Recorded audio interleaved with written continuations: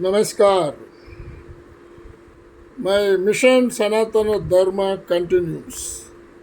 Last week, we reflected on the power and dignity of women in our scriptures. We saw how Sanatana Dharma honored women as carriers of wisdom, strength, and spiritual authority. From Gargi and Maitreyi in the Upanishads to Andal and Meera in the Bhakti tradition. And this week we take up a deeply fascinating subject, Bhakti, devotion as a spiritual technology. Many people misunderstood Bhakti as merely emotional worship or ritual practice. But our ancient sages saw Bhakti very differently. They understood Bhakti as a systematic method to refine human consciousness. Just as modern technology transforms matter and energy, Bhakti transforms the human mind, emotions, and character. Thousands of years ago, our sages observed that when the mind is directed towards the divine with love, reverence, and surrender, a profound inner transformation takes place. Today, modern neuroscience and psychology are slowly rediscovering this wisdom. So, in today's episode, we explore Bhakti from several perspectives: its scriptural strength, origin, inspiring stories from Bhagavata Purana, its core dharmic message, its scientific relevance, lessons for modern society and youth, and finally, our sacred duty to preserve and transmit dharma. So, one of the most powerful definitions of bhakti comes from the Bhagavata Purana. Savai pumsam paro dharmo yato bhaktir adokshaje ahaituki apradihata yaya atma suprasidati. That is, the highest drama,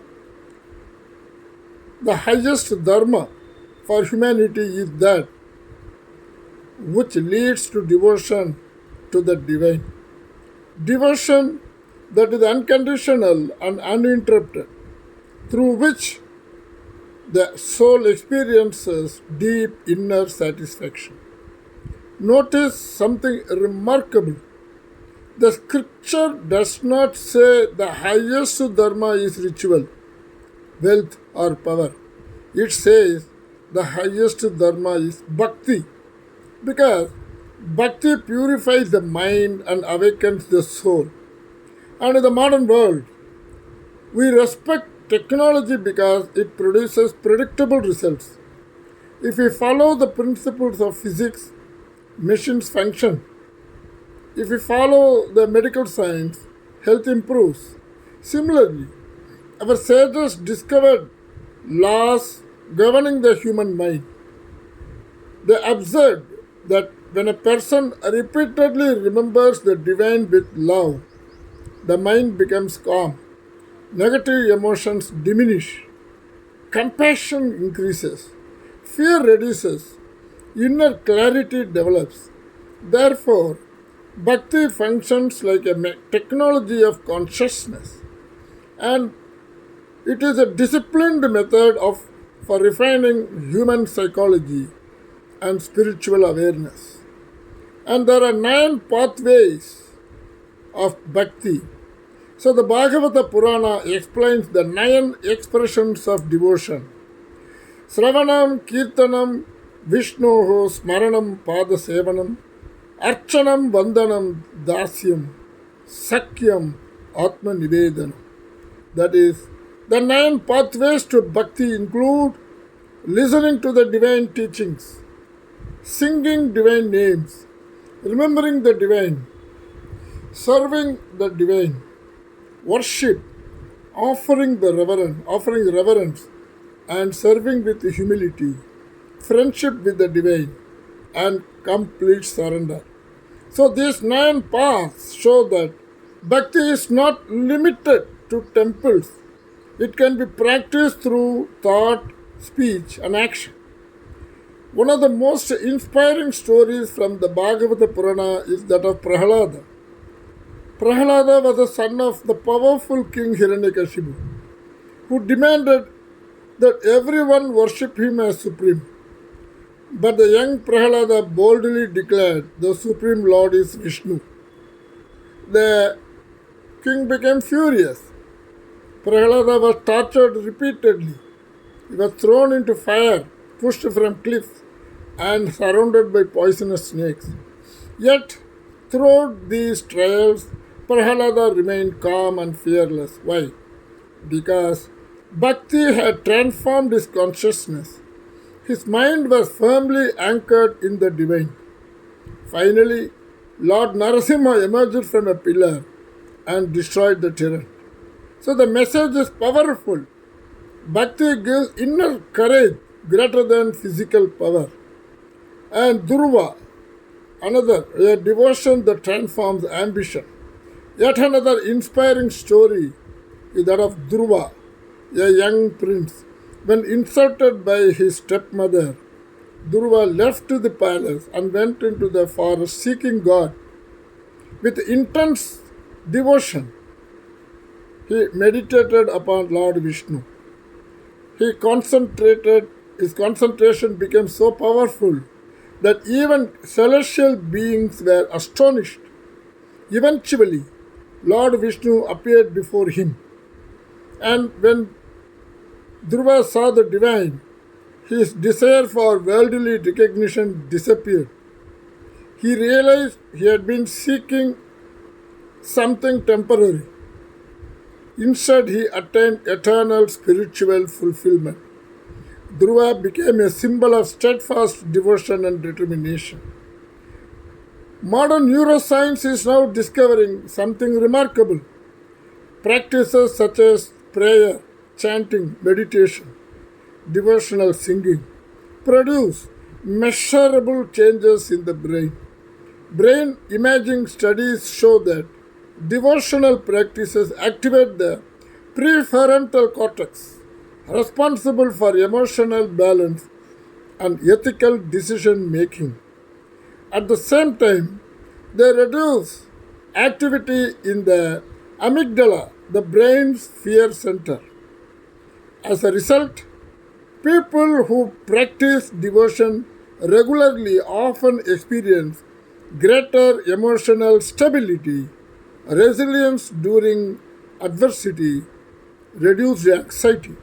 So, thus, the modern science is slowly confirming whatever sages understood through the inner exploration thousands of years ago.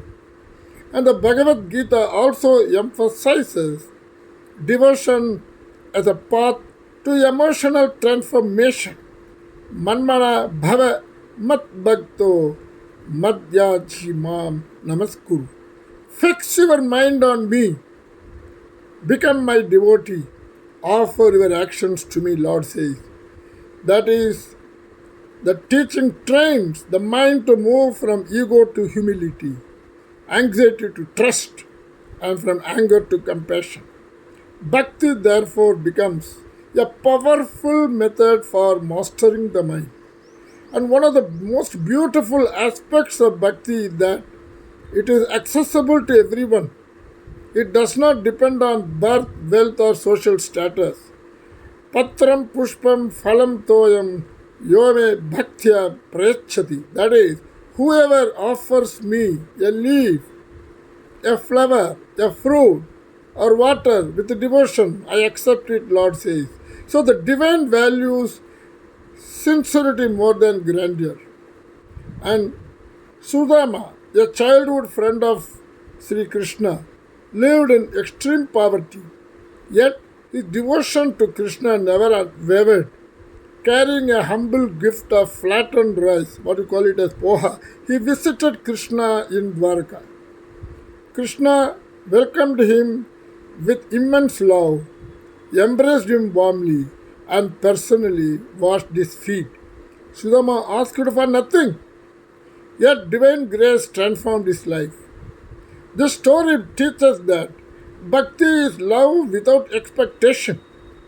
And we have one more, that the Ramayana gives us another touching example. Shabari, a tribal woman, waited patiently for years for the arrival of Lord Rama. Every day she cleaned the path and prepared fruits.